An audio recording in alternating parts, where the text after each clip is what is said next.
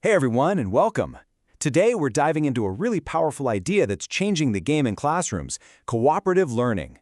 We're going to break down how getting students to work together in small, well-designed groups can lead to some absolutely amazing results. So let's jump right in. But before we get into the nitty-gritty, I want you to think about this. Picture a typical classroom. What do you see?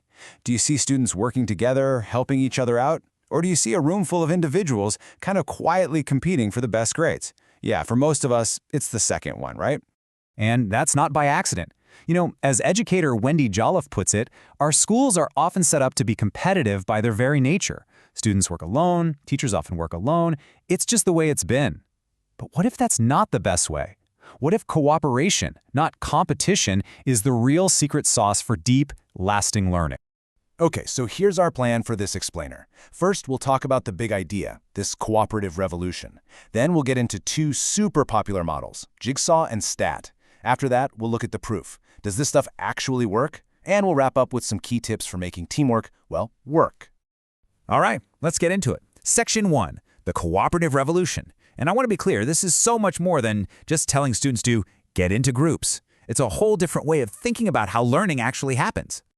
And wow, this really lays out the two different worlds, doesn't it?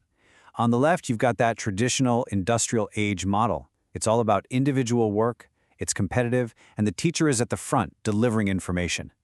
But on the right, you see the cooperative classroom. It's all about teamwork, shared goals, and putting the students right at the center of their own learning journey. So what is cooperative learning officially? Well, it's a structured approach where students team up in small groups for a specific activity. But here's the crucial part. Success is totally based on the group's collective effort. It's not just messy group work. It's a carefully engineered system designed for success. And that whole system is built on two absolutely essential pillars. First, you've got positive interdependence. I love this phrase. We sink or swim together. The task is designed so that no one person can possibly do it all by themselves. They need each other. And second, you have individual accountability. Every single student has to pull their weight.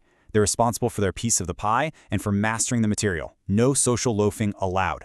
So, what do these two pillars look like out in the wild? Let's check out our first model, and it's a classic, the Jigsaw model. The name says it all, really. It's about giving each student a unique piece of the puzzle, and the team can only see the big picture when they put them all together. Here's how it works. First, the teacher puts students into diverse home teams. Then, each student gets a different chunk of the material to become an expert on. Now here's the really clever part. All the experts on topic A get together with experts from other teams to really dive deep and master their subject. Then, they go back to their home teams and teach what they learned. The genius of this is that positive interdependence is baked right in. You literally cannot pass the final assessment unless you listen to and learn from your teammates. Okay, now let's look at a different flavor of cooperative learning. This is the STAD model, which stands for Student Teams Achievement Division. This one isn't about different puzzle pieces. It's more about the whole team rallying together to master one concept. So with STAD, the teacher kicks things off by presenting a lesson to everyone. Then, students get into their mixed ability teams to study and practice together. After that, everyone takes an individual quiz. No helping. But here's the secret sauce. The team's score isn't based on who got the highest grade. It's based on how much each individual student improved over their own past performance. That's what makes STAD so powerful. It means every single student, no matter their starting point, can be a hero for their team by just doing their personal best. Okay, so we've got these really cool, well-designed models. They sound great in theory, but here's the million-dollar question. Do they actually work? Do they improve how much students learn? Let's take a look at the data. This number right here, it's pretty staggering. Research shows that cooperative learning has an average effect size of 1.25 on higher-order thinking skills. Now, effect size is just a fancy term for measuring real-world impact. To give you some context, in education research, an effect size over 0.4 is considered a big deal. So 1.25, that is absolutely massive. It's a home run.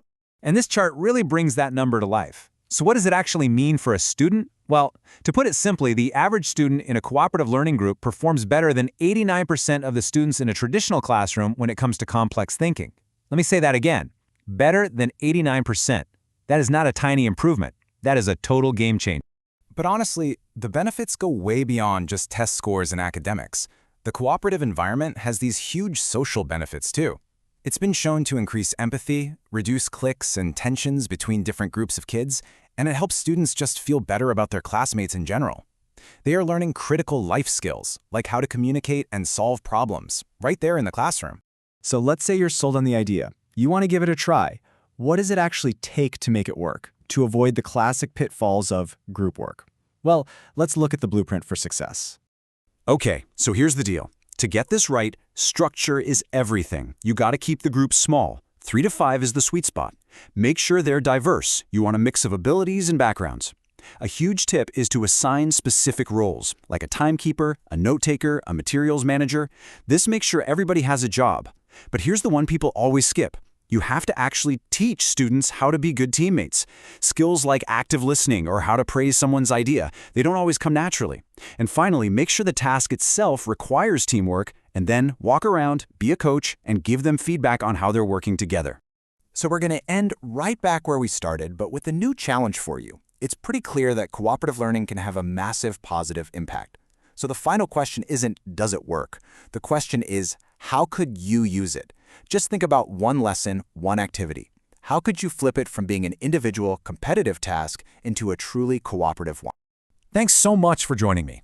This explainer was built on the incredible work of some leading educational researchers. For a full list of all our sources, please check them out in the description below.